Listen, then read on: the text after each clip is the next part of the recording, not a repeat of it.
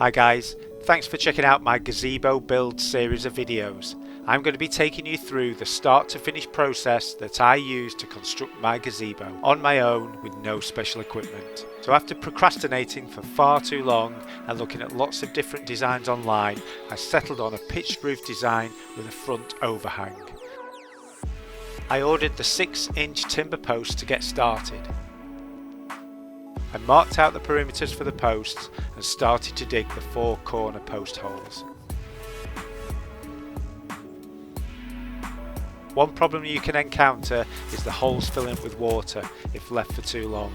The only solution is to get down there and bail out the water. The next step is to seal the ends of the posts that will go into the ground. I use 2 coats of clear coat for this, but obviously other methods are available.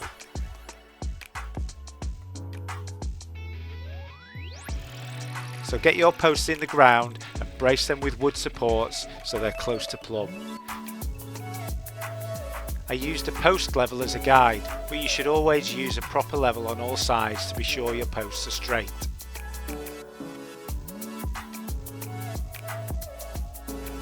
Check your measurements and diagonals to make sure that you're square. Now it's time to start mixing your concrete. I formed bases around my posts as I wanted them elevated from any pooling water at their base. But as you'll see later, these were removed and the tiles were cut and fitted around the posts, which is much cleaner looking. Make sure you check your holes for little friends before you start to fill them in. Sometimes I'd find 2 little fellas in there.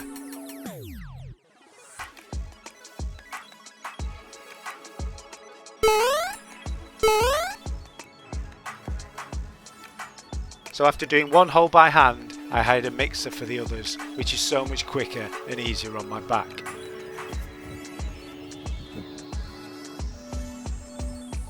I made use of the existing pebbles as aggregate after washing them down.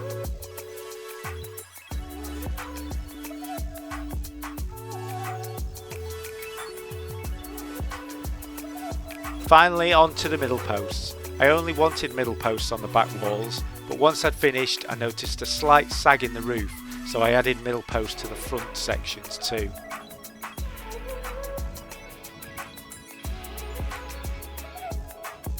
Checking the alignment of the posts, not too bad.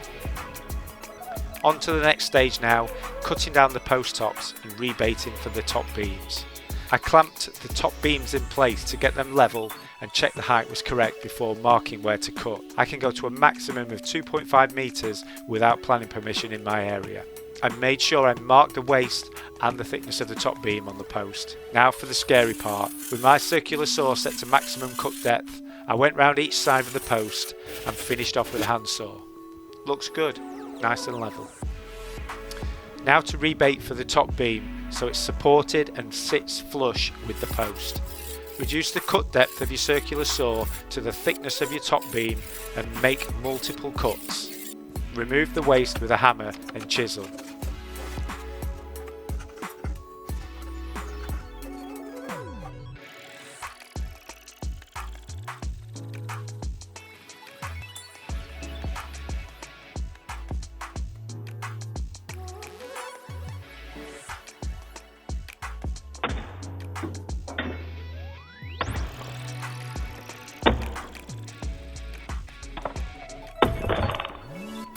Make sure that you mark your cuts and waste clearly, because a mistake at this stage would be costly.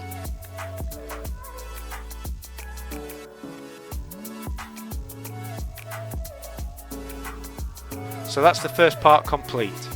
All the posts are cut to length and rebaited nicely for the top beams to be cut to length and screwed into place.